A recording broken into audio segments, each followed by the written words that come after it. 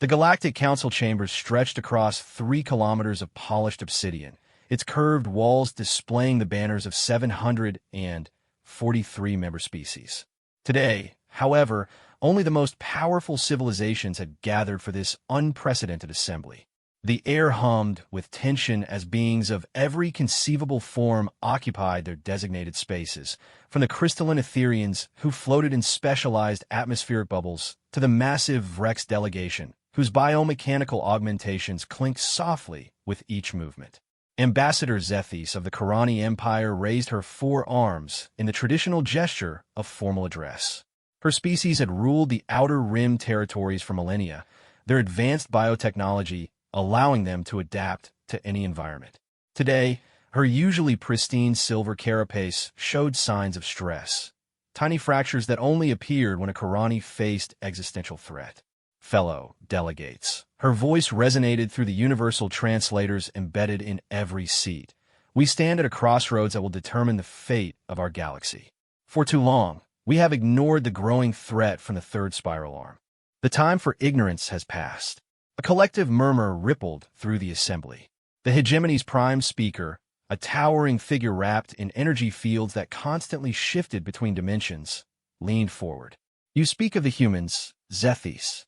These primitive creatures barely escaped their own gravity 3 of their decades ago. What threat could they possibly pose to civilizations that have spanned the stars for eons? The Karani ambassador's mandibles clicked in what humans would have recognized as bitter laughter. Primitive? Prime Speaker, I invite you to review the intelligence reports again. In 30 years, these primitives have established colonies in 47 star systems. They've reverse-engineered our shield technology, improved upon Vextari weapon systems, and somehow made their ships faster than anything we've achieved in the last 1,000 cycles. The chamber erupted in overlapping conversations as delegates accessed their personal data networks. The Sylphani representative, her crystalline form pulsing with agitated light patterns, spoke through harmonic frequencies that made the air itself vibrate. The humans have made contact with the resistance movements on Kepler 438b. Our mining operations there have been compromised. This revelation sent shockwaves through the assembly. Kepler 438b housed one of the galaxy's largest dilithium processing facilities, worked by the enslaved remnants of species that had dared to oppose the major powers. If humans were somehow reaching these populations, impossible, growled the Thrakkeray war chief, his massive frame causing the floor to tremble with each step. The Thrakkeray blockade around that system is absolute. No ship passes without our knowledge. And yet, Zethys continued, projecting a holographic display into the center of the chamber. 3 Thrakkeray destroyers went silent last week. No distress calls, no debris, no trace. The humans have been busy, my friends. Very busy. The hologram shifted, showing surveillance footage from a dozen different worlds. Humans in environmental suits worked alongside alien refugees, sharing technology and resources. Human ships, sleek and impossibly fast, darted between asteroid fields where conventional vessels would be torn apart. Most disturbing of all, human delegates sat in negotiation chambers with representatives from species the Council had considered permanently subjugated. They're building an alliance, whispered the Etherian ambassador, her gaseous form flickering with concern. The Zephyrians, the Altarians, the Centauri Collective, all species we've kept under strict control for generations. The humans are uniting them. The Prime Speaker's energy field crackled with anger. This changes everything. A united resistance could threaten our entire power structure. The tribute systems, the resource allocation networks, the labor colonies, if the humans succeed in their apparent mission, our economies will collapse. More than our economies, Zethys replied grimly. Our survival depends on maintaining the current order. The humans don't seem to understand the concept of acceptable losses or necessary sacrifices. They speak of something they call universal rights and dignity for all sentient life. Such concepts are anathema to galactic stability. The Vextari delegate, a being of pure energy housed in a mechanical shell, transmitted data directly to every consciousness in the chamber. Images flooded their minds. Human colonies where multiple species lived and worked together as equals, human ships equipped with defensive systems that seemed impossible, human leaders speaking passionately about liberation and justice. Their technology advancement rate is unprecedented, the Vextari communicated. Analysis suggests they're not merely copying our systems. They're innovating at a pace we've never observed in any species. If this continues, they'll surpass our capabilities within a single generation. War Chief Britannies of the Thackeray stood, his battle-scarred hide telling the story of 100 conquered worlds. Then, we eliminate them. A full-scale assault on their home system, deployment of antimatter weaponry, complete sterilization. The threat ends now. It's not that simple, interjected the Silthani representative. Intelligence indicates the humans have already established hidden colonies and systems we don't monitor. They've learned from the mistakes of previous species who opposed us. There's no single point of failure we can exploit. The chamber fell silent as the implications sank in. Every previous resistance had been crushed by targeting their homeworld or primary population centers. The humans somehow had avoided this vulnerability. There's more, Zethys continued, her voice heavy with the weight of terrible knowledge. Our deep space monitoring stations have detected massive construction projects in the Outer Rim. The humans aren't just building colonies, they're building something else. Something big. New holographic displays materialized, showing grainy images of massive structures taking shape in the void between stars. The scale was staggering, constructions that dwarfed even the largest council megaships.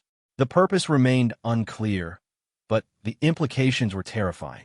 Weapons platforms, suggested the Therian ambassador. Possibly. Or worse, mobile production facilities. If humans can manufacture their advanced technology on that scale. Zethys let the sentence hang unfinished. The Prime Speaker's energy fields pulsed with what could only be described as fear. The humans must be stopped.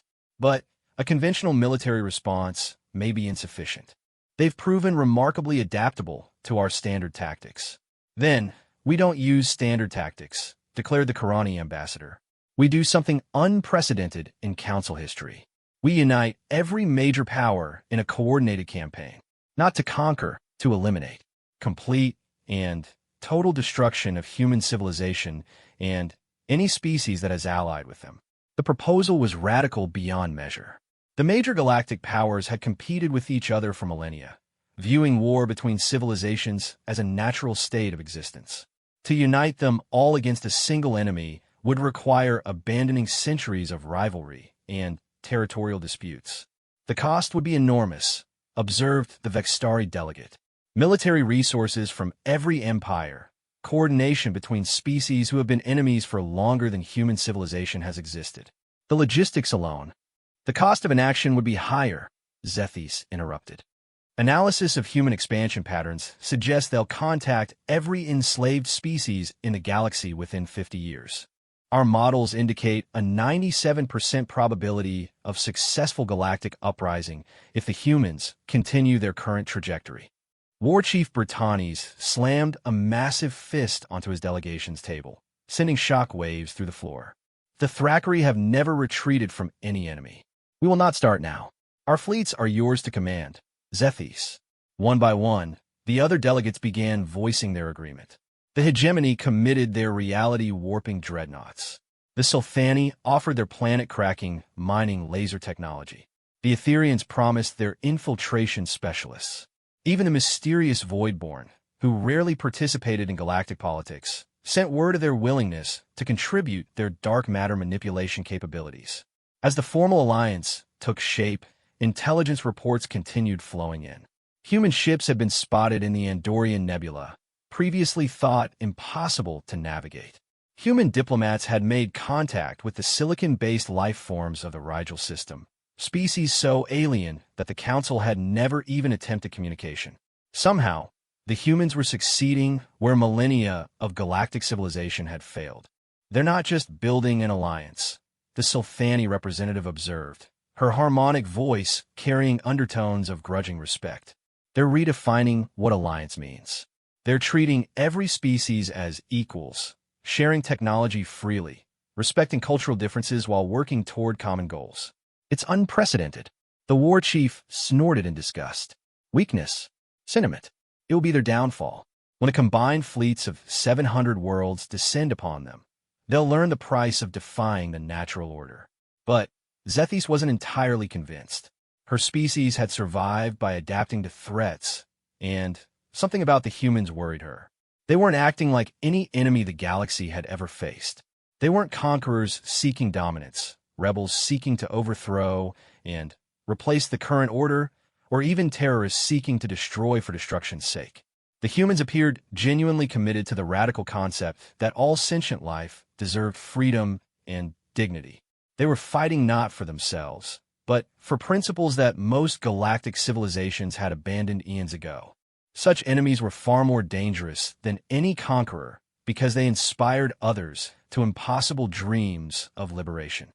"We need to move quickly," she announced to the assembly. "Every day we delay, more species join their cause. I propose we begin military preparation immediately while simultaneously launching a galaxy-wide propaganda campaign. We must discredit human ideology before it spreads further." Shipyards across the galaxy worked around the clock, producing vessels specifically designed for the anti-human campaign. New weapons were developed, combining the deadliest technologies of every major civilization. Battle plans were drawn up for simultaneous strikes on every known human position. The assembled fleet would be the largest military force in galactic history. Over 10 million vessels ranging from small fighters to massive dreadnoughts capable of destroying entire star systems. The combined firepower could reduce 100 worlds to space dust in a matter of hours. Yet disturbing reports continued arriving. Human ships had been observed exhibiting impossible maneuvers, as if their pilots could predict enemy movements before they happened. Human weapons seemed to adapt to countermeasures in real time. Most puzzling of all, human diplomatic efforts continued to succeed, even in species that had never shown interest in rebellion before. "There's something we're missing," Zethys confided to her closest advisors as they reviewed the latest intelligence reports. "The humans are achieving things that should be impossible.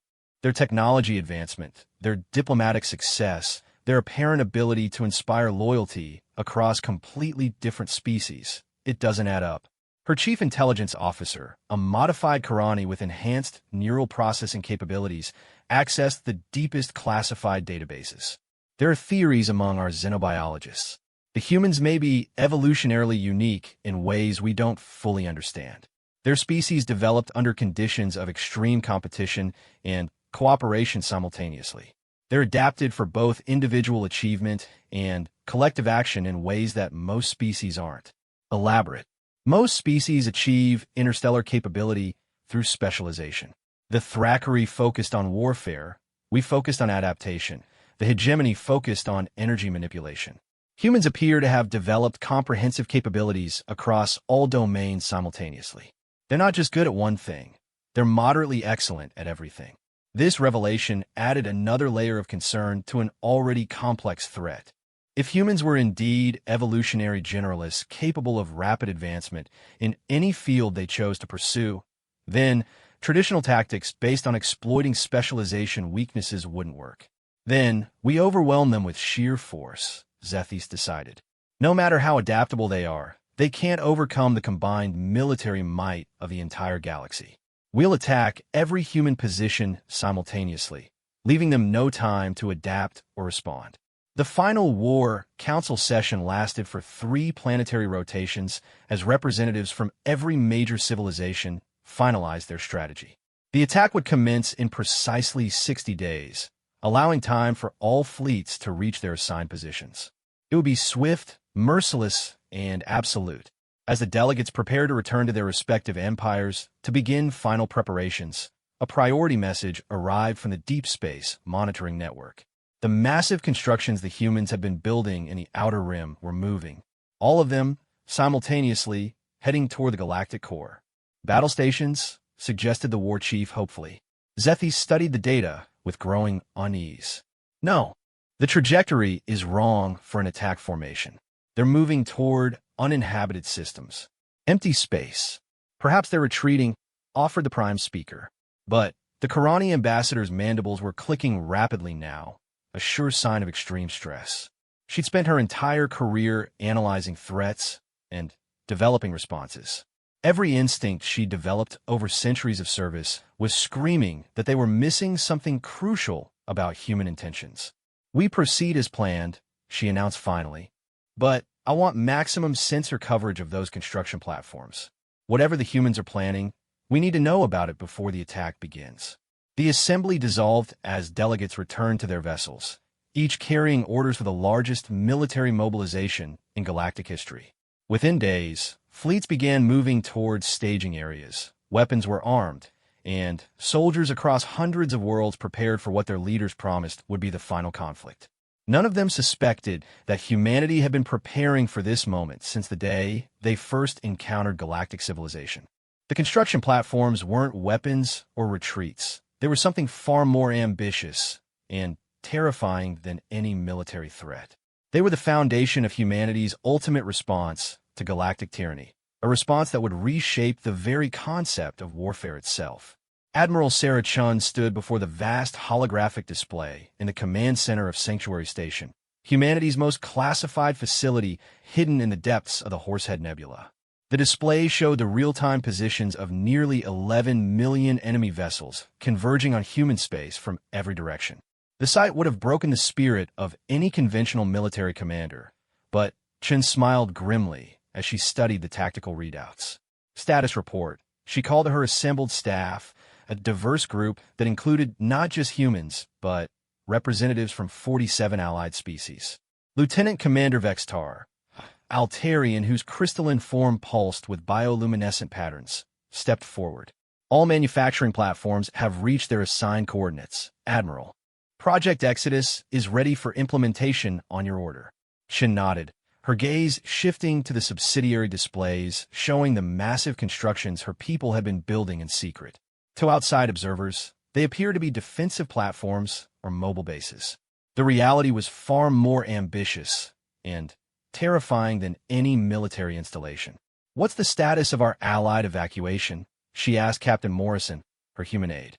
93% complete. The Zephyrian populations from the mining worlds have been relocated to sanctuary systems. The Centauri refugees are aboard transport vessels heading for the backup colonies. Most of the enslaved populations we've contacted are now safely beyond the reach of Council retaliation. This evacuation effort represented perhaps humanity's greatest achievement since reaching the stars. In 30 years, human diplomats and rescue teams had made contact with oppressed populations across the galaxy, offering them something no one had provided in centuries: hope and a concrete plan for freedom. The effort had required unprecedented coordination and secrecy. Human ships, modified with stealth technology reverse-engineered from a dozen different civilizations, had infiltrated the most heavily guarded systems. Human negotiators had learned hundreds of languages and cultural protocols to communicate with species whose basic biology made them incompatible with most galactic civilization. More importantly, humans had offered something revolutionary. They didn't want to rule the liberated species. Instead, they provided technology, training, and resources, then allowed each group to determine their own future. This approach had won converts even among species that had initially been suspicious of yet another group claiming to be liberators. "Admiral," interrupted Dr. Elizabeth Hayes, the chief science officer whose work had made Project Exodus possible, "we're receiving final confirmation codes from all 17 manufacturing platforms. The quantum resonance generators are synchronized and ready. We can begin dimensional fold preparation whenever you give a word." Chun turned to study the woman who had revolutionized humanity's understanding of space-time manipulation. Dr. Hayes looked like a typical middle-aged academic, but her theoretical work on parallel dimension engineering had provided humanity with capabilities that even the most advanced galactic civilizations couldn't match. "How confident are we in the calculations, Doctor?" 97.4% probability of successful execution. The remaining uncertainty factors are within acceptable parameters for a project of this magnitude. Hayes paused, then added quietly, "Admiral, once we initiate Exodus, there's no turning back. The energy requirements alone will consume the total output of our manufacturing platforms. We'll have one chance to get this right." The weight of that responsibility pressed on Chen's shoulders. She was about to authorize an operation that would either save countless billions of oppressed beings or doom them all to extinction. The margin for error was essentially zero. Incoming transmission from the diplomatic team, announced communications specialist Torres. Ambassador Williams is requesting priority channel. Put him through. Ambassador David Williams materialized in the holographic display, his weathered face showing the strain of decades spent in the most dangerous diplomatic assignment in human history. For 20 years, he had secretly negotiated with resistance movements, built trust with enslaved populations, and somehow managed to avoid detection by Council intelligence services. Admiral, I'm transmitting our final intelligence reports now. The Council fleet will begin their attack in 6 hours. Their strategy is comprehensive, simultaneous strikes on every known human position. They're not taking any chances this time. Chen studied the tactical data as it flowed into the command center systems. The enemy plan was indeed thorough, targeting not just human colonies, but also the worlds where liberated populations have been relocated. The Council clearly intended to eliminate every trace of human influence on galactic civilization. Any word from the deep cover teams? She asked. Williams nodded grimly. Agent Park's infiltration of the Karani command structure has been invaluable. We have real-time access to their battle plans, communication codes, even the personal logs of their senior commanders. The Council is confident this will be a quick victory. Good. Confidence breeds carelessness. What about our inside sources in the other major empires? All active and transmitting. The Thrakkeray believe they're leading a crusade to preserve galactic order. The hegemony sees this as an opportunity to test their new reality-warping weapons. The Silthani think they're participating in a necessary extermination to prevent galactic chaos. None of them suspect what we're actually planning. Chen smiled coldly. Humanity's greatest advantage had always been their enemy's inability to understand human thinking. The major galactic powers had ruled for so long that they couldn't conceive of an enemy that didn't want to conquer and replace them. They assumed humans were building a competing empire, not planning something far more radical. Begin final preparations for Exodus, she ordered. Signal all stations to commence power buildup sequences. I want everything ready when the enemy fleet comes into optimal position. Across the command center, dozens of species worked together with precision that would have astounded Council observers. Humans coordinated with Altarian technicians, Zephyr engineers worked alongside Centauri mathematicians, and Rigelian quantum specialists monitored systems that bridged the gap between science and what their ancestors would have called magic. Dr. Hayes activated her personal workstation, accessing theoretical models that represented the culmination of human scientific achievement. Admiral, I should mention, the quantum resonance patterns we're about to generate will be detectable across the galaxy. Every civilization with advanced sensor technology will know something unprecedented is happening. How long before they can analyze and understand what we've done? Conservative estimates suggest 6 to 8 months before any of the major powers could develop countermeasures. But by then, she gestured to the displays showing the manufacturing platforms. It won't matter. Chen nodded. The timeline was acceptable. Project Exodus only needed to work once to achieve its objectives. After that, the fundamental nature of galactic civilization would be permanently altered. Status of the secondary objectives? She asked Captain Morrison. Our deep space beacons are in position and ready to transmit. Once Exodus begins, every oppressed population in the galaxy will receive detailed instructions on liberation protocols and technological assistance packages. The quantum communication network Dr. Hayes developed will allow us to coordinate resistance efforts across impossible distances. This communication network represented another breakthrough that the Council couldn't counter. Traditional faster-than-light communication required relay stations that could be detected and destroyed. Humanity's quantum entanglement system operated instantaneously across any distance and was completely undetectable using conventional methods. Admiral, interrupted sensor specialist Kowalski, long-range scanners are picking up the leading edge of the Council fleet. Thrakkeray heavy cruisers are entering the outer perimeter of the Terran system. Chun felt her pulse quicken. After 30 years of preparation, the moment had finally arrived. Time to closest approach of the main fleet. 4 hours, 37 minutes until they reach optimal position for Exodus initiation. The enemy's approach had been carefully calculated. The Council wanted to maximize psychological impact by demonstrating overwhelming force before beginning their attack. They planned to position their combined fleets in formation around every human colony simultaneously, then deliver an ultimatum demanding unconditional surrender. What they didn't know was that humans had been planning for exactly this scenario since their first encounter with galactic civilization.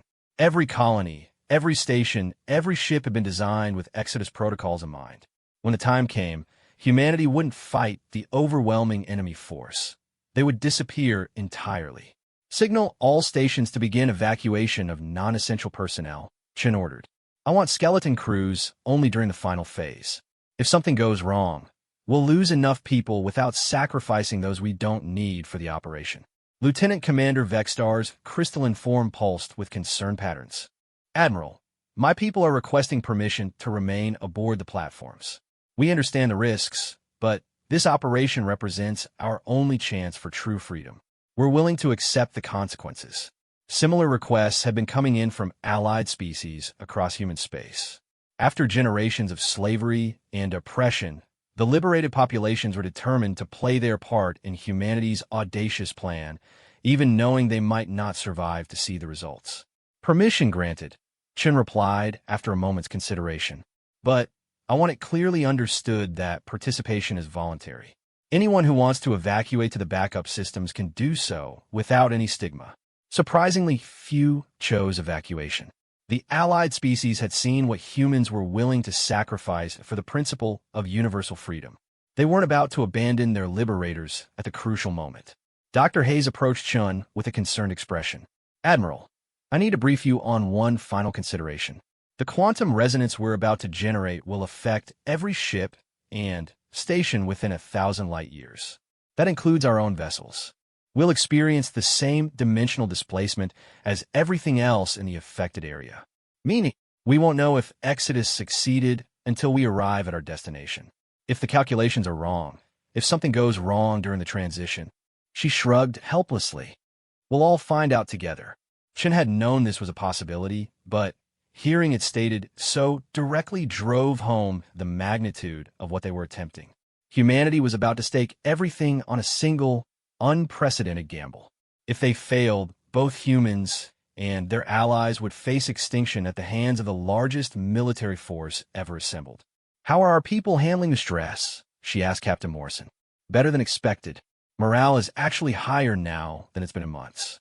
I think everyone's relieved that we're finally moving beyond preparation to action. The waiting was harder than the actual mission. That matched Chen's own feelings. 30 years of careful planning, secret construction, and gradual buildup had created enormous pressure. Her people were ready to discover whether their audacious plan would succeed or fail catastrophically. Admiral, communications reported, we're receiving final status updates from all human colonies. Every civilian population has been evacuated to the backup systems. Only military and essential personnel remain. Acknowledged. Signal Ambassador Williams to begin his final diplomatic mission. Williams's image reappeared in the holographic display. Ready to proceed, Admiral. Are you certain about this approach? Once I deliver humanity's message to the Council, they'll know we've been monitoring their communications. It's time they understood exactly what they're facing. Proceed with the diplomatic protocol. Williams nodded and began transmitting on all major galactic communication frequencies. His message would reach every world in Council space simultaneously, bypassing all attempts at censorship or information control. To the governments and peoples of the Galactic Council, his voice carried across thousands of star systems. Humanity extends greetings and a final offer of peaceful resolution. For 30 years, we have observed your treatment of smaller and weaker species. We have seen the slavery, the oppression, the casual destruction of entire civilizations that dare to seek freedom.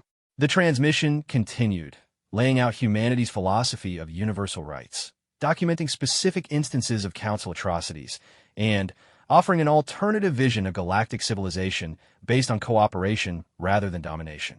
We know you have assembled fleets to destroy us, Williams concluded. We know you see us as a threat to your power. You're correct.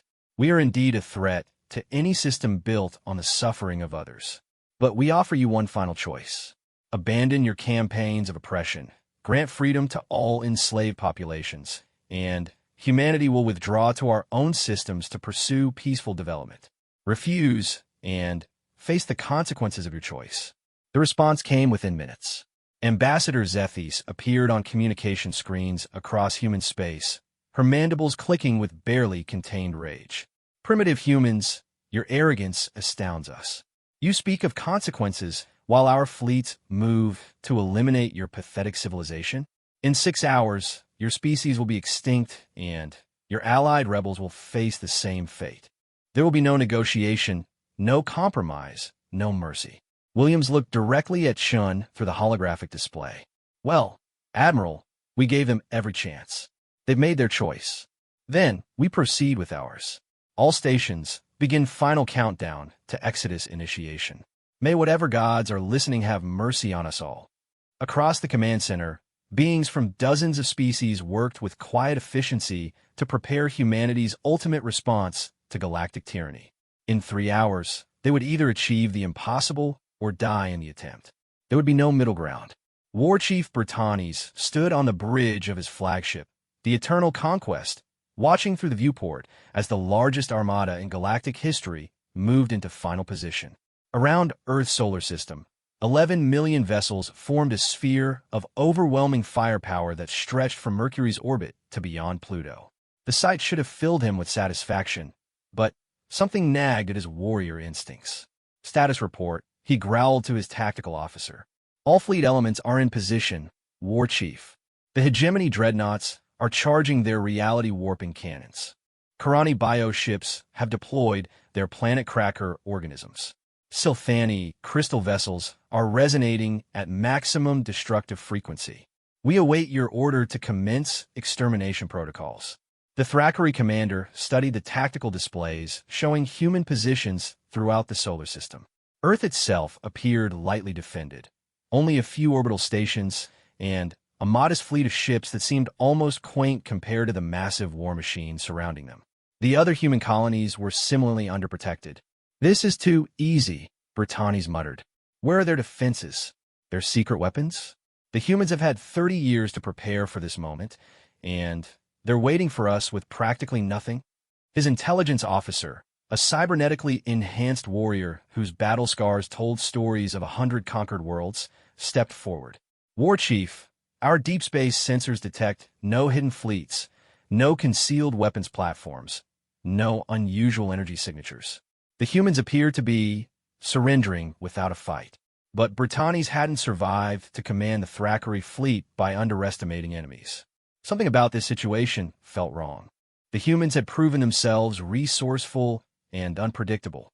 It made no sense for them to simply wait for extinction. Open communication with Admiral Zethys, he ordered. The Karani commander's image appeared on the main screen, her 4 arms manipulating holographic displays as she coordinated the massive fleet. War Chief, are you ready to begin the final assault? Something's wrong, Zethys. The humans aren't behaving like any enemy we've faced before. They're not running, they're not hiding, they're not even putting up token resistance. It's as if they want us here. The Karani's mandibles clicked thoughtfully. You suspect a trap? I suspect we don't understand what we're walking into. Have your scientists detected anything unusual about those construction platforms the humans built? Zethys consulted her displays. Long-range scans show massive energy buildup, but the pattern is unlike anything in our databases. Our best analysis suggests some kind of industrial process, but the power levels are excessive for manufacturing. Across the fleet, similar conversations were taking place. The hegemony's prime speaker was discussing anomalous quantum fluctuations with his science officers. Etherian mystics reported disturbances in the dimensional fabric that made their gaseous forms tremble. Even the usually confident Vextari were expressing uncertainty about the energy patterns they were detecting from human space. On Earth's primary orbital station, Admiral Chun watched the enemy fleet positioning with calm satisfaction. Every ship was exactly where humanity's planners had hoped they would be. The Council's desire to demonstrate overwhelming superiority had led them to arrange their forces in the precise configuration needed for Project Exodus to achieve maximum effect. Final countdown initiated. Dr. Hayes reported.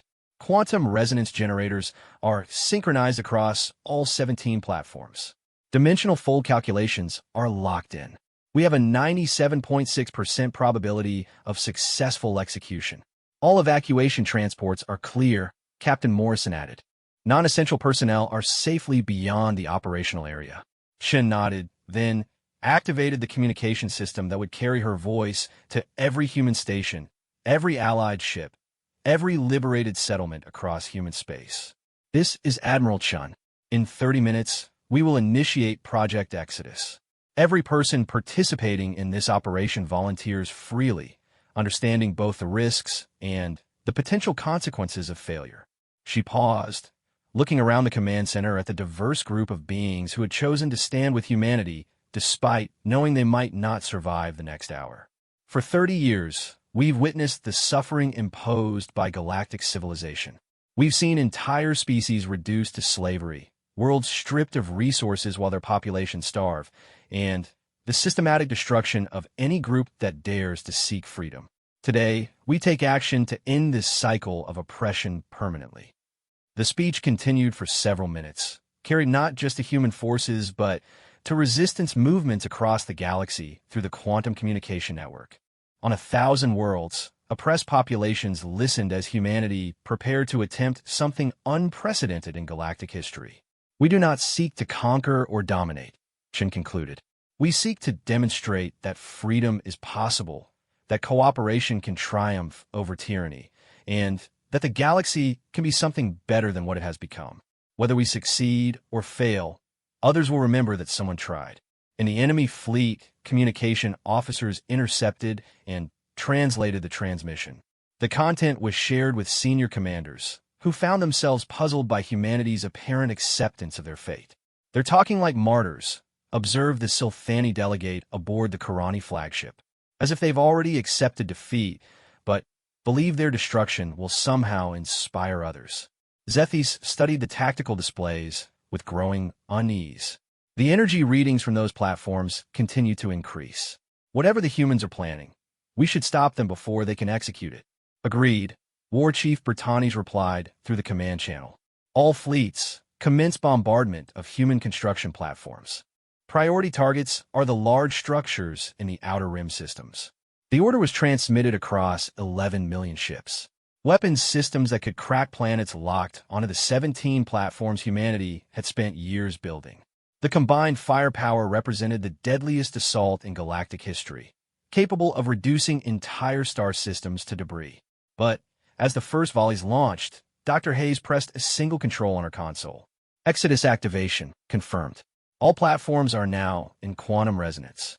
Dimensional fold initiation in 10 seconds. The effect was immediate and unlike anything the galaxy had ever witnessed. Space itself began to ripple around the massive human constructions as reality warped in response to forces that bordered on the impossible. The incoming weapons fire struck not solid platforms, but something that existed partially outside normal space-time. What's happening? Britanni's roared as his bridge crew struggled to interpret sensor readings that made no sense. The platforms weren't simply defended. They were beginning to phase out of normal reality. The energy fields surrounding them intensified until they resembled miniature stars, then began to pulse with rhythms that seemed to resonate with the fundamental structure of space itself. Dimensional distortion detected. The science officer shouted over alarms that had never been designed to warn of such phenomena. The humans are somehow manipulating the fabric of reality itself. Across the galaxy, every advanced civilization scientists struggled to understand what they were observing. The quantum resonance emanating from human space created ripple effects that could be detected by even primitive sensor systems. Space-time itself was being restructured according to principles that challenged everything known about physics. On Sanctuary Station, Chun watched as the final phase began. Dr. Hayes, report. Quantum tunneling is stable. Dimensional fold is propagating as calculated. We're beginning transition to parallel space in 3, 2, 1. Reality twisted around them in ways that human minds could barely comprehend. The command center, the station, the entire human sphere of influence began to phase out of normal space-time, but They weren't simply disappearing. They were moving sideways through dimensions that existed parallel to known reality. The enemy fleet found themselves firing at targets that were becoming increasingly translucent, as if humanity were slowly fading from existence. Weapons that should have destroyed the platforms passed through them like illusions. Impossible. Zethys transmitted on all command frequencies. They're somehow moving into parallel space. How did they develop such technology? The answer was both simpler and more complex than the Council could imagine. Humanity hadn't simply developed parallel dimension technology. They had built it from scratch using theoretical frameworks that combined insights from dozens of allied species. The mathematical foundations came from Centauri scholars, the quantum mechanics from Altarian crystals, the energy manipulation from Rigelian space-time specialists. Each contributing species had possessed pieces of the puzzle, but none had imagined combining them in the radical way humanity proposed. It had taken 30 years of collaboration and innovation to create technology that transcended anything previously achieved in the galaxy. As the dimensional transition continued, something unprecedented began happening to the enemy fleet. The quantum resonance from the human platforms was affecting them as well. Ships throughout the massive armada began experiencing strange effects as the fundamental nature of local spacetime changed. War Chief, our weapon systems are malfunctioning, reported the tactical officer aboard Eternal Conquest. The targeting computers can't lock onto targets that exist in a different dimensional phase. Similar reports flooded communication channels throughout the fleet. The carefully planned assault was falling apart as human civilization phased into a realm where conventional weapons couldn't reach them. But the truly shocking development was yet to come. As the dimensional transition reached its peak, the quantum resonance began propagating outward from human space like a wave moving through the galaxy's fundamental structure. Alert! Transmitted the hegemony's science vessels. The dimensional distortion is expanding. It's affecting space-time throughout the local galactic arm. The wave propagated at speeds that transcended light itself, carrying the quantum signature of humanity's dimensional technology to every corner of the galaxy. And wherever it passed, oppressed populations found themselves affected by the same forces that were relocating humanity. On mining worlds where enslaved species had labored for generations, massive facilities began phasing into the parallel dimension. Resistant cells that had received human technology experienced the same quantum resonance, finding themselves pulled into the same dimensional space where humanity was relocating. This is impossible, the Etherian ambassador gasped as reports flooded in from across Council space. They're not just evacuating themselves. They're evacuating every oppressed population in the galaxy. The scope of humanity's plan became clear as the quantum wave reached its maximum extent. Every world where humans had made contact, every population they had aided, every resistance cell they had equipped with quantum communication devices was being swept into the parallel dimension alongside human civilization. In a matter of hours, the Council found themselves facing not just the disappearance of humanity, but the mass evacuation of most of their enslaved populations. The economic foundation of galactic civilization was crumbling as billions of beings simply vanished from normal space-time. They planned this from the beginning, Admiral Zethys whispered as the full implications became clear. Every diplomatic contact, every liberation mission, every piece of technology they shared, it was all preparation for this moment. They've stolen our entire slave population. War Chief Britannies stared at tactical displays showing massive depopulation across Council space. Mining operations were shutting down as their workforces vanished. Agricultural worlds found their food production collapsing. Manufacturing centers went silent as their laborers phased out of reality. How long until we can follow them? He demanded of his science officers. Unknown, War Chief. We have no understanding of the principles they used. It could be months or years before we develop countermeasures. The greatest military force in galactic history found itself facing an enemy that had simply refused to fight. Instead of engaging in battle they couldn't win, humans had chosen to remove themselves and their allies from the conflict entirely.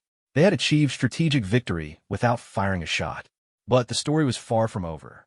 As the quantum resonance stabilized, and the dimensional transition completed, humanity and their allies found themselves in a realm where the laws of physics operated according to different principles. They were safe from council retaliation, but they were also cut off from the galaxy they had known. The real challenge was just beginning. In parallel space, freed from the constraints of galactic civilization, humanity and their allies would need to build something entirely new. And in normal space, the Council would need to deal with the collapse of their economy and the reality that their power was built on foundations that could be swept away by beings with sufficient determination and revolutionary technology. 3 months after the dimensional transition, Admiral Chin stood in the observation deck of New Sanctuary Station, watching something that would have been impossible in normal space-time. Through the transparent aluminum windows, she could see human ships working alongside Altarian crystal vessels to construct what appeared to be a city floating freely in the void. The parallel dimension operated according to different physical laws, allowing structures to exist without planetary foundations. Status report on the settlement projects she requested from Captain Morrison, who had adapted remarkably well to his role as coordinator of interspecies cooperation. Remarkable progress, Admiral. The Centauri mathematicians have calculated optimal spatial configurations for permanent habitats. The Rigelian engineers are adapting their quantum manipulation technology to create stable environments. Most surprising of all, species that never interacted in normal space are collaborating naturally here. Chin nodded, watching as Zephyrian atmospheric specialists worked alongside human environmental engineers to create breathable zones for the multitude of different life forms now sharing parallel space. The diversity was staggering. Gas-based entities, silicon-based crystalline beings, traditional carbon-based life forms, and energy creatures that existed as pure consciousness. "Any word from our monitoring stations?" she asked. Dr. Hayes, who had spent the last 3 months studying the unique properties of parallel space, looked up from her research console. The quantum entanglement communicators are still functioning across dimensional boundaries. We're receiving regular intelligence reports from the normal galaxy. The reports painted a picture of chaos and collapse in council space. Without their enslaved populations, the major galactic civilizations were discovering that their mighty empires were hollow shells. Mining operations had shut down completely. Agricultural worlds were producing only enough food for their ruling castes.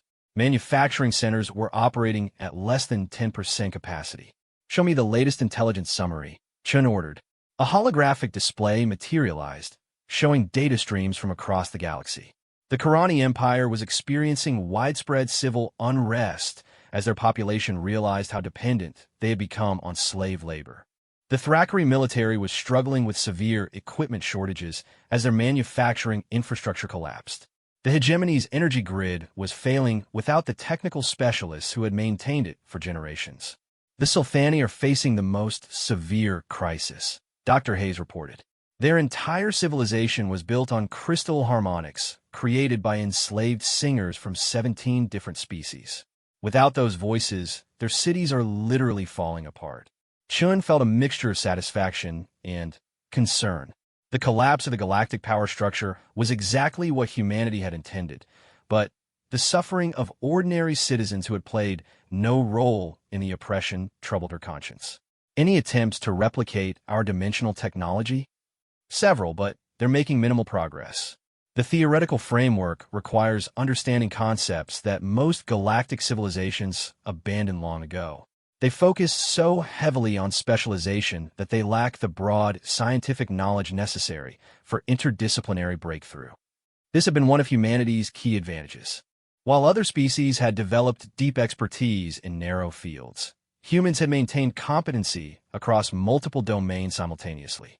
When combined with the diverse knowledge of their allied species, this generalist approach had enabled revolutionary innovations. "Admiral," interrupted communications specialist Torres, "we're receiving a priority transmission from Ambassador Williams. He says it's urgent." Williams's image appeared in the holographic display, but his usual diplomatic composure was replaced by visible excitement. "Admiral, we're detecting massive changes in normal space. Something is happening that our models didn't predict." "Explain." "The quantum resonance we generated during Exodus created permanent alterations to space-time throughout the galaxy. We expected the effects to fade over time, but instead they're intensifying. And the Council fleets that were present during the transition, they're beginning to experience dimensional drift. Chun felt her pulse quicken. Meaning what exactly? Ships and stations throughout the former galactic powers are starting to phase into parallel space involuntarily. The quantum signature we embedded in their local space-time is pulling them here, whether they want to come or not. The implications were staggering. Humanity hadn't just evacuated themselves and their allies. They had fundamentally altered the nature of space-time in ways that continued to affect the galaxy. The Council's own fleets were being drawn into the parallel dimension they had created. How long before the effect reaches major population centers? Chen asked. Conservative estimates suggest 6 months before it affects planetary systems. But, Admiral, there's more. The species that are being pulled into parallel space, they're arriving in a state of quantum flux that makes them vulnerable to dimensional reassignment. Dr. Hayes looked up sharply from her console. David, are you saying what I think you're saying? Williams nodded grimly. When Council ships arrive in parallel space, their crews are experiencing what our psychologists are calling reality adjustment syndrome. They're losing their ability to maintain the social structures and mental frameworks that supported galactic tyranny. The dimensional transition is literally changing their psychology. Chen sat down heavily as the full scope of what they had accomplished became clear. Project Exodus hadn't just relocated humanity and their allies to safety. It had triggered a cascade effect that would eventually transform the entire galaxy. The very forces of oppression they had fought against were being drawn into a realm where such behavior became psychologically impossible. Show me the psychological profiles, she requested. New displays appeared showing brain scans and behavioral analysis of Council personnel who had already been affected by dimensional drift. The data was extraordinary. Beings who had spent their entire lives supporting hierarchical power structures were developing empathy responses that made oppression emotionally unbearable. Soldiers who had massacred civilian populations were experiencing overwhelming guilt that left them incapable of violence. The parallel dimension operates on different fundamental principles, Dr. Hayes explained. Not just physical laws, but psychological and social dynamics. The quantum fields here seem to enhance cooperative behaviors while suppressing dominance-based thinking patterns. Chen studied the data with growing wonder and concern. So anyone who enters parallel space becomes psychologically incapable of tyranny. The effect appears to be permanent, Williams confirmed. Council crews that have arrived here are requesting asylum. They claim they can no longer understand how they ever participated in galactic oppression. It's as if the dimensional transition has awakened moral sensibilities that their original psychology suppressed. This revelation added an entirely new dimension to humanity's achievement. They hadn't just created a refuge for oppressed populations. They had discovered a realm that functioned as a cure for tyrannical behavior. Every enemy who followed them into parallel space would become a potential ally. What's the response from the Council leadership? Chen asked. Panic. Williams replied bluntly. They're losing control of their fleets as more ships experience dimensional drift. They've issued orders for all vessels to evacuate areas affected by quantum resonance, but the effect is spreading faster than they can retreat. Additional displays showed the expanding zones of dimensional instability throughout the galaxy. The quantum signature was propagating along trade routes, following the paths of greatest traffic and interaction. Soon, it would reach the core worlds where the major galactic powers maintain their capitals. They're attempting to find a way to reverse the process, Williams continued.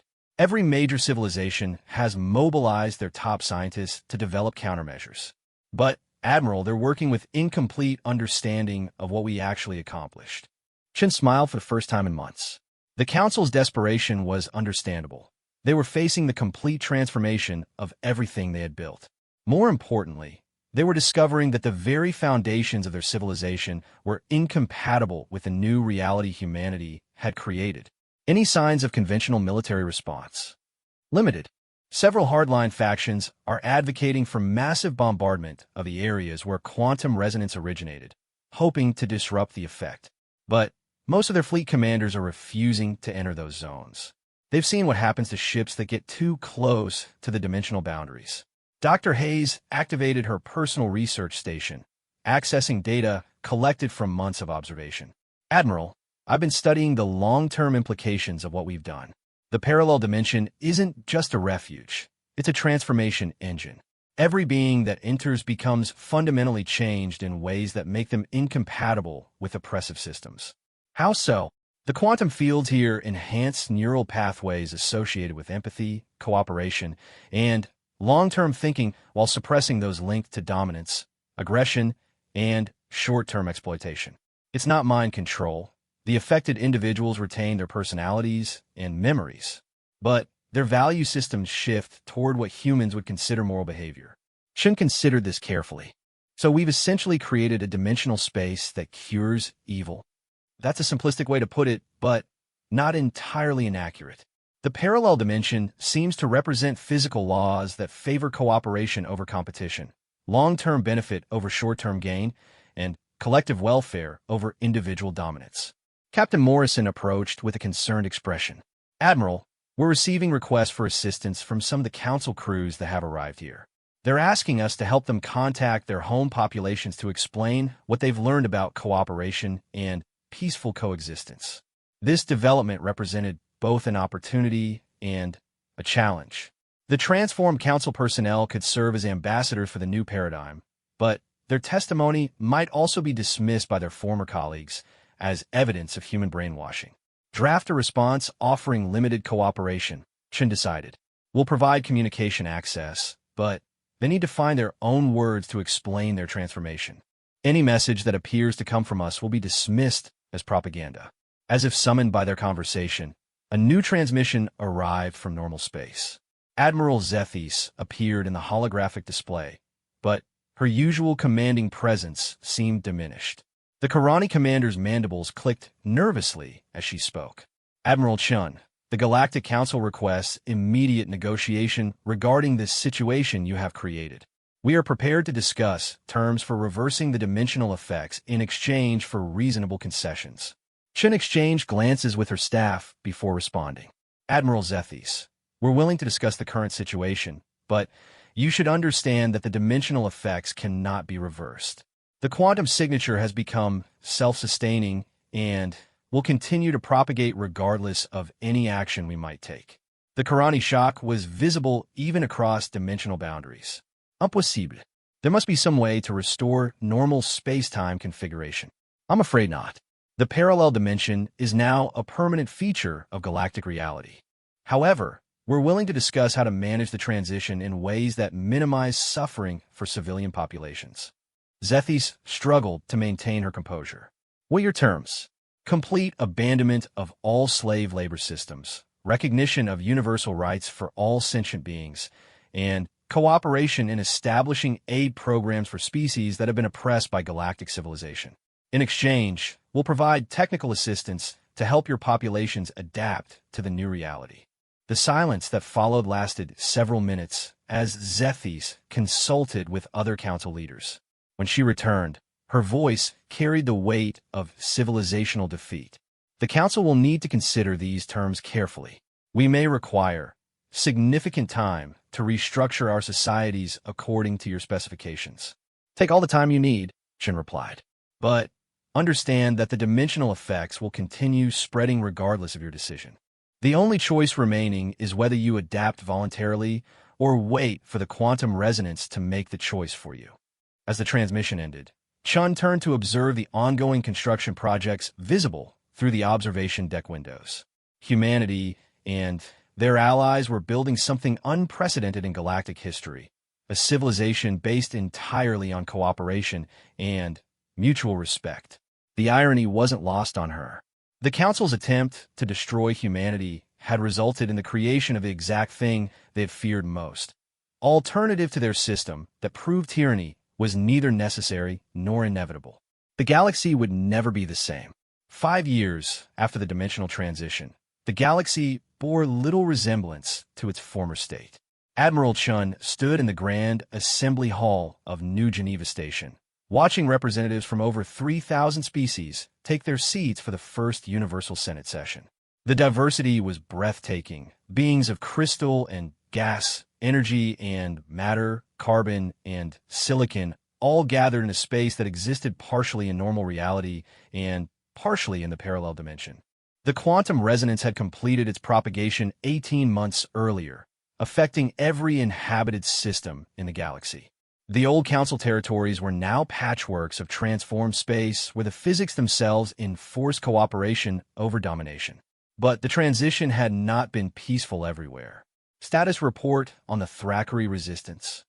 Chun asked Ambassador Williams, who had spent the last year coordinating with transformation zones throughout the galaxy. The last holdout fleet surrendered 3 days ago, Williams replied, his voice carrying a mixture of relief and exhaustion.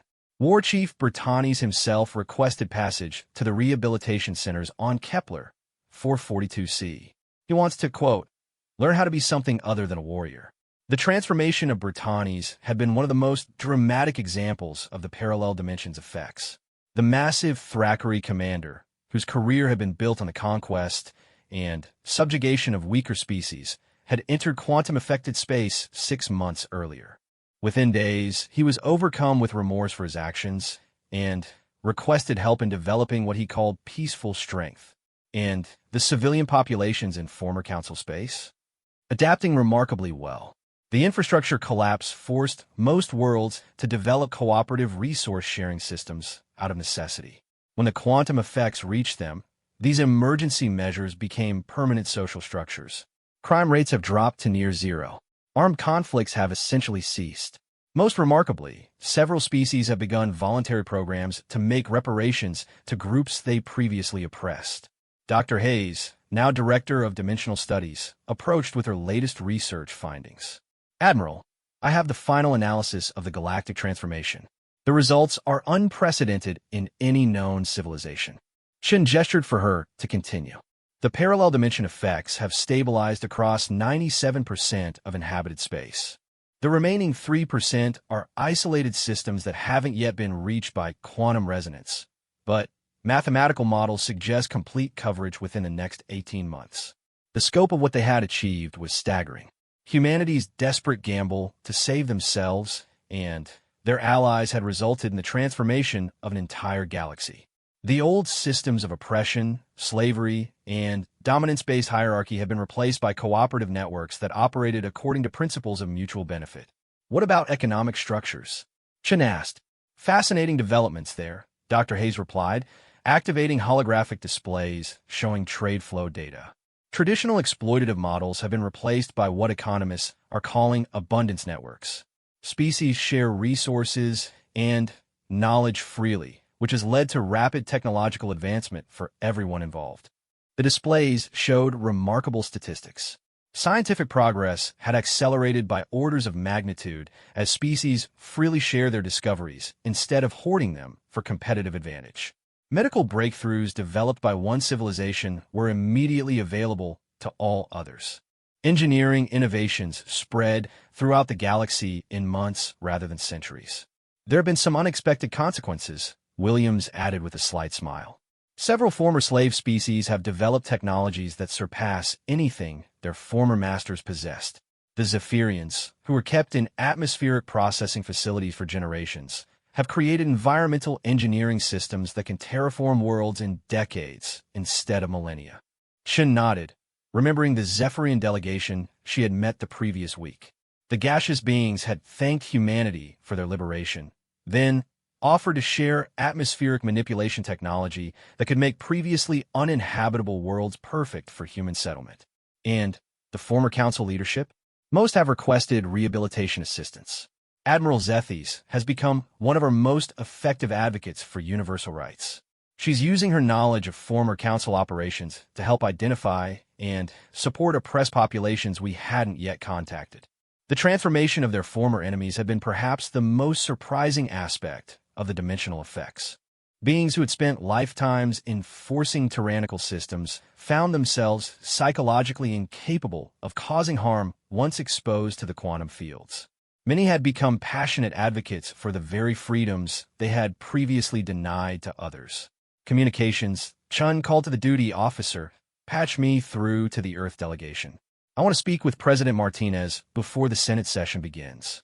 President Elena Martinez appeared in the holographic display, her image transmitted from New Earth, the terraformed world that had become humanity's new capital in parallel space. Behind her, Chun could see the diverse advisory council that now helped govern human space. Admiral, are you ready for today's historic session? As ready as anyone can be for something that's never been attempted before, Chun replied. A universal democracy representing thousands of species, the logistics alone are overwhelming. Martinez smiled. That's why we're starting with basic principles and building from there. The Universal Declaration of Sentient Rights, the Cooperative Resource Sharing Protocols, the Non-Interference Accords, these will provide the foundation for everything that follows. The documents she referenced represented years of careful negotiation between species whose basic biology made them almost incomprehensibly different from each other. Yet somehow, in the transformed galaxy, beings who should have been utterly alien to each other found common ground in their shared commitment to freedom and dignity. Any last-minute concerns from the member delegations? Chen asked. The crystalline collectives are still debating whether individual versus group consciousness should be addressed in the Rights Declaration. The energy beings want assurances that their dimensional migration patterns won't be restricted, and about half the species are requesting translation protocols for concepts that don't exist in their languages. These challenges highlighted the unprecedented nature of what they were attempting. No civilization in galactic history had ever tried to create governmental structures that included such radical diversity. Yet the alternative, allowing each species to develop in isolation, seemed wrong given how much they could accomplish together. The session begins in 1 hour, Martinez continued. Admiral, I want to thank you again for making this possible. Without your courage in authorizing Project Exodus, it wasn't just me, Chen interrupted. Every person who participated in the operation, every species that chose to trust us, every individual who believed that things could be better, they all contributed to this moment. The transmission ended as Chun prepared for her role in the historic session. As the architect of the dimensional transition, she would be presenting the technical report on the galaxy's transformation. But, more importantly, she would be explaining how humanity's desperate gamble had evolved into a permanent revolution in galactic civilization. The assembly hall gradually filled as delegates from across the galaxy took their positions. The site was unlike anything in recorded history. Beings who had never interacted peacefully, species that had been enemies for millennia, groups that had been enslaved, and those who had enslaved them, all gathered in voluntary cooperation. The session began with a formal presentation of the Universal Declaration of Sentient Rights. The document, translated into over 4,000 languages and communication methods, established basic principles that applied to all forms of consciousness regardless of their physical nature. We hold these truths to be self-evident, read the opening passage, that all sentient beings are created equal in dignity, and writes that these rights are inherent to consciousness itself and cannot be granted or revoked by any authority, and that governments exist solely to protect and preserve these rights for all beings under their jurisdiction. Species after species voted to adopt the declaration. The Karani delegation, led by the transformed Admiral Zethys, voted unanimously in favor. The former Thrakari territories, now governed by councils of former soldiers who had learned peaceful cooperation, endorsed the principles without reservation. Even the most alien species found ways to express their agreement with concepts that transcended biological differences. But the real test came with the presentation of the Cooperative Resource Sharing Protocols. These agreements would fundamentally alter how the galaxy's resources were distributed, ensuring that no species could hoard essential materials while others suffered scarcity. The abundance generated by our combined knowledge and capabilities far exceeds the needs of all galactic populations, Chen explained to the assembly. Scarcity is an artificial construct maintained by systems designed to concentrate power in the hands of a few. The parallel dimension's quantum effects have proven that cooperation produces superior outcomes for everyone involved. The data supported her argument overwhelmingly. In the 5 years since dimensional transformation began, technological advancement had accelerated exponentially. Agricultural yields had increased by orders of magnitude. Energy production had become so efficient that most species now had access to unlimited power. Medical advances had extended lifespans and improved quality of life for billions of beings. The old model of competition for limited resources has been replaced by collaboration for unlimited possibilities, Chen continued. Every species that shares their knowledge and capabilities receives benefits that far exceed their contribution. The mathematics of cooperation are not zero-sum. Everyone wins. The vote on the protocols was closer than the rights declaration, with some species expressing concern about losing control over their traditional resources. But careful analysis revealed that these concerns were largely based on outdated thinking patterns that the quantum effects were gradually eliminating. As the session continued through the day, the assembled delegates addressed issue after issue with a spirit of cooperation that would have been impossible under the old galactic order. Trade agreements were negotiated in hours rather than decades. Scientific collaboration protocols were established that would have taken centuries under the previous system.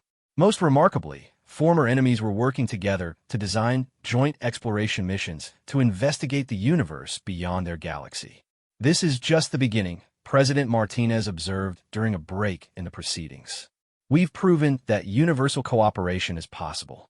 Now we need to discover what such cooperation can achieve. The possibilities seemed limitless. Preliminary calculations suggested that the combined technological capabilities of the transformed galaxy could support populations 100 times larger than current levels. More intriguingly, theoretical work was already beginning on projects that would have been impossible for any single species. Engineering entire solar systems, exploring alternate dimensions beyond the parallel realm, even investigating the fundamental nature of consciousness itself.